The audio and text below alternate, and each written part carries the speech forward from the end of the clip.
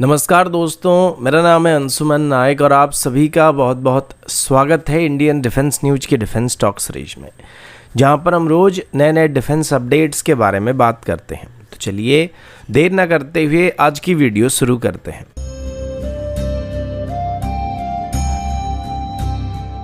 आज की पहली अपडेट इंडियन वेपन्स और एमुनेशन को लेके है। पिछले 2 सालों में खास करके इंडियन मेड वेपन्स और एमुनेशन का डिमांड काफ़ी बढ़ रहा है और कहीं ना कहीं इसका लिंक रशिया और यूक्रेन के बीच चले लड़ाई के बीच भी जुड़ा हुआ है, क्योंकि जितने भी यूरोपियन कंट्री हैं वो सभी अभी यूक्रेन को वेपन को सप्लाई कर रहे हैं। अभी तक मोस्टली यूरोपियन कंट्री की तरफ से भारत से एमुनेशन को इम्पोर्ट किया जा रहा था, लेकिन अभी पहली बार यूरोपियन कंट्रीज की तरफ से भारत से मीडियम मशीन गन्स को भी इंपोर्ट करने की बात सामने आई है। इन मशीन गन्स को हमारे ऑर्डिनेंस फैक्ट्री बोर्ड की स्मॉल आर्म फैक्ट्री कानपुर में मैन्युफैक्चर किया जाता है और इनको वाइडली हमारी फोर्सेस में इस्तेमाल किया जाता है। इन मशीन गन्स की खास बात यह कि ये बहुत ही रिलायबल गन्स होते हैं जो कि इंटेंस फाइट के लिए डिज़ाइन किए गए और एक fully automatic air cooled belt feed और गैस ऑपरेटेड वेपन है जो कि अपनी फायरिंग रेट की वजह से काफ़ी पॉपुलर है और इसे हम आराम से 1800 मीटर तक निशाना भी लगा सकते हैं। इन गन्स की परफॉर्मेंस काफ़ी बढ़िया है क्योंकि इनमें हेवी और लाइट क्रोमियम प्लेटेड बोर और चैम्बर का इस्तेमाल किया जाता है जो कि वेयर एंड टियर इश्यूज को थोड़ा मिनिमाइज कर देता है। और इसमें बेल्ट फीड मैकेनिज्म का भी इस्तेमाल होता है जिसमें बेल्ट लेफ्ट से राइट साइड को फीड किया जाता है। अभी इन गन्स को कुछ यूरोपियन कंट्री की तरफ से भारत से इंपोर्ट करने का फैसला किया जा रहा है। हालांकि अभी तक उन देशों का नाम क्लियरली बताया नहीं जा रहा, लेकिन कहीं ना कहीं इसका लिंक यूक्रेन के साथ होने की उम्मीद किया जा रहा है। लेकिन फिर भी ये हमारी डिफेंस एक्सपोर्ट के लिए काफ़ी बड़ी बात है, क्योंकि अभी तक कभी भी यूरोपियन कंट्रीज की तरफ से भारत से कोई वेपन को या स्मॉल आर्म्स को इंपोर्ट नहीं किया गया था और ये पहली बार होने वाला है जब यूरोपियन कंट्री भारत से स्मॉल आर्म को इंपोर्ट करने वाले हैं। अगला अपडेट भी स्मॉल आर्म्स को लेके और अभी हम इंडियन आर्मी की स्मॉल आर्म्स के बारे में बात करने वाले हैं। आप सबको पता होगा कि जब चाइना के साथ हमारा फेस ऑफ हुआ था तो उसके तुरंत बाद ही 2019 में ही इंडियन आर्मी की तरफ से यूनाइटेड स्टेट्स से 6.7 राइफल को खरीदने का फैसला किया गया था और पहले बैच में करीब 72,400 के आसपास राइफल को खरीदा गया था, जिनको हमारी अलग अलग यूनिट में डिवाइड करके ऑपरेट किया जा रहा है। इसके बाद भी एडिशनल 73,000 के आसपास 6.7 राइफल को खरीदने का फैसला किया गया था, लेकिन इस डील को कुछ दिन के बाद होल्ड पर रखने का फैसला किया गया था क्योंकि बीच में 6.7 में कुछ इशू आने की बात की गई थी, जैसे कि इसका बैरल जैम होना या रिकॉल जैसे कुछ इशू नोटिस किए गए थे। तो इसी वजह से इसकी सेकेंड बैच का इमीडिएट ऑर्डर जो था उसको कुछ दिन के लिए होल्ड पर रखा गया था।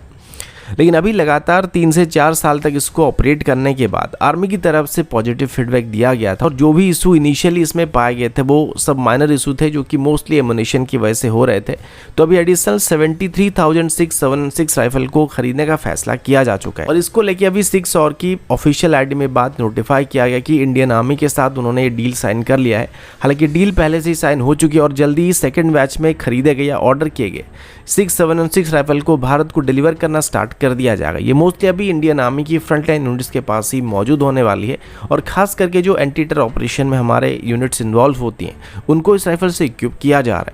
पर्सनल एक्सपीरियंस की बात करें तो रिसेंटली कश्मीर में या जो एनकाउंटर वगैरह हो रहे हैं उसमें हमारी जो फौजी भाई हैं उनमें से कुछ हमारे सब्सक्राइबर्स भी हैं, तो उनके साथ मेरी बात हुई थी जिन्होंने ये बात बताया था कि सिख की परफॉर्मेंस को लेके जो इशू बताए जा रहे थे वो इतना कोई खास इशू नहीं थे और इसकी परफॉर्मेंस काफ़ी बढ़िया पाया जा रहा है। और उनका एक कहना है कि इसका एक ही राउंड दुश्मन के लिए काफ़ी होता है, मतलब इसका गोली जब किसी दुश्मन को लगता है तो उसका जो एग्जिट होल होता है वो एक नॉर्मल पानी पीने के ग्लास के डायमीटर जितना होता है। तो आप सोच सकते हैं कि कितना खतरनाक राइफल है, जिस वजह से अभी इसकी एडिशनल ऑर्डर को किया जा रहा है।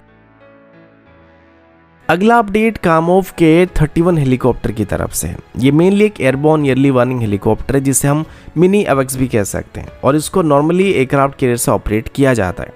अब हमारे पास कैटेबल बेस्ड लॉन्चिंग प्लेटफॉर्म नहीं है, जिस वजह से हम हमारे किसी भी एग्जिस्टिंग एयरक्राफ्ट कैरियर से फिक्स्ड विंग एवेक्स को ऑपरेट नहीं कर सकते, जिस वजह से अभी इंडियन नेवी की दोनों ही एयरक्राफ्ट कैरियर से के-31 हेलीकॉप्टर को प्राइमरीली अर्ली वार्निंग प्लेटफॉर्म की तरह इस्तेमाल किया जाता है। अब जब INS विक्रांत को इंडियन नेवी में इंडक्ट किया गया तो इसके बाद रशिया की तरफ से एडिशनल 10 के-31 हेलीकॉप्टर को खरीदने का प्लान किया गया था, जिनको आगे चल के INS विक्रांत से ऑपरेट किया जाने वाला था। हालांकि अभी जो है INS विक्रमादित्य के लिए जो हेलीकॉप्टर डिप्लॉय किए गए थे उनमें से कुछ को अभी INS विक्रांत में डिप्लॉय किया गया, लेकिन आगे चल के कम्प्लीटली INS विक्रांत के लिए नए हेलीकॉप्टर खरीदने का फैसला किया गया था।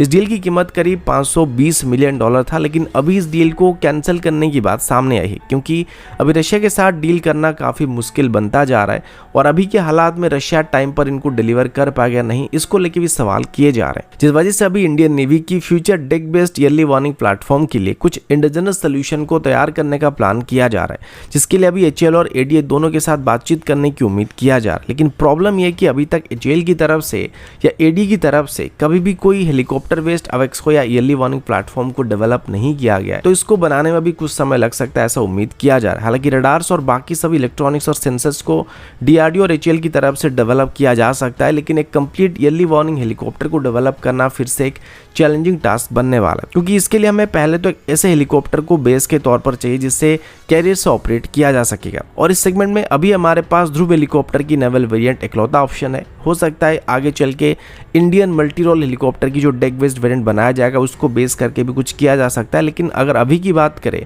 तो हमारे पास कोई ज़्यादा ऑप्शन मौजूद नहीं होने वाला है। तो दोस्तों अभी के लिए इतना ही, मिलता हूँ आपसे अगले वीडियो में, तब तक के लिए जय हिंद, वंदे मातरम।